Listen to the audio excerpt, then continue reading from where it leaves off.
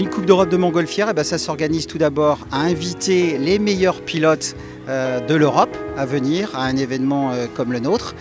C'est tout un travail, ces gens sont très sollicités. La Coupe d'Europe, c'est un événement aéronautique d'envergure mondiale puisque c'est homologué par le Comité international d'aérostation et il y a seulement 7 manifestations qui sont homologuées dans le monde. Donc la Coupe d'Europe attire le gratin du monde de l'aérostation. Cette année, 18 étrangers sur 35 qui sont représentés.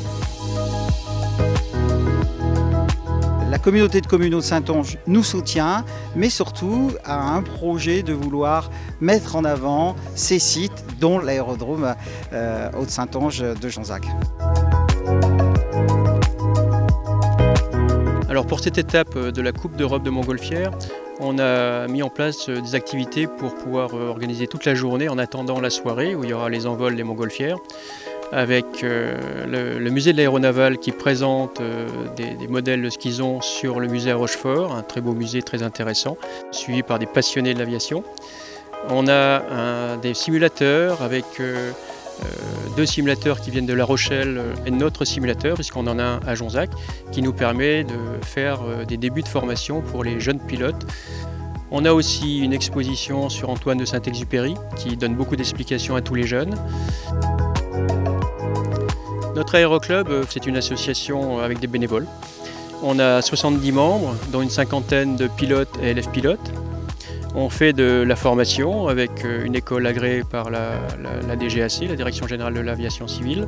On fait également la formation vol de nuit, puisqu'on a la chance d'avoir un terrain équipé vol de nuit.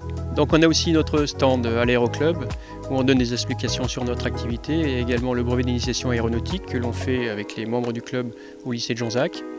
Et on fait des baptêmes pour les gens qui le souhaitent. On a également un jeu qu'on a organisé pour les 7-15 ans. Et à côté de ça, on a l'aéromodélisme qui fait des activités toute l'après-midi. Notre aéroclub est géré par des bénévoles.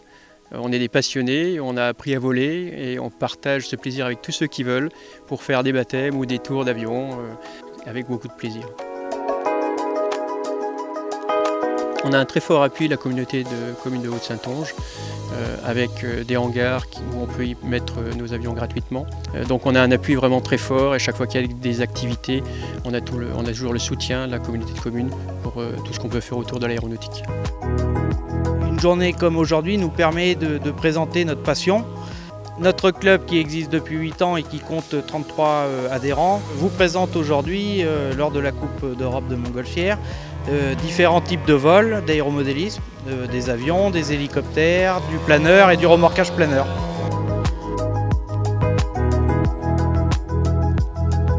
La Fondation Antoine de Saint-Exupéry a été créée il y a 10 ans pour organiser une action auprès de la jeunesse, pour transmettre les grandes idées et les grandes pensées de ce grand homme français.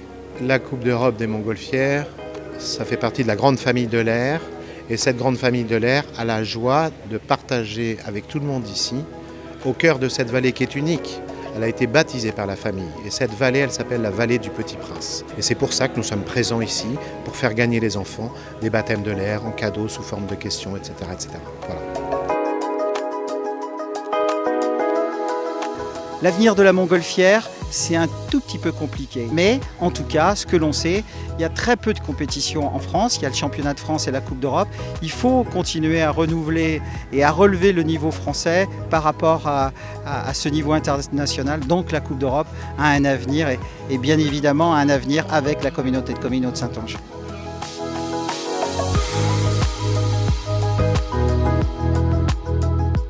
J'ai organisé une première Coupe d'Europe de montgolfière en 1978.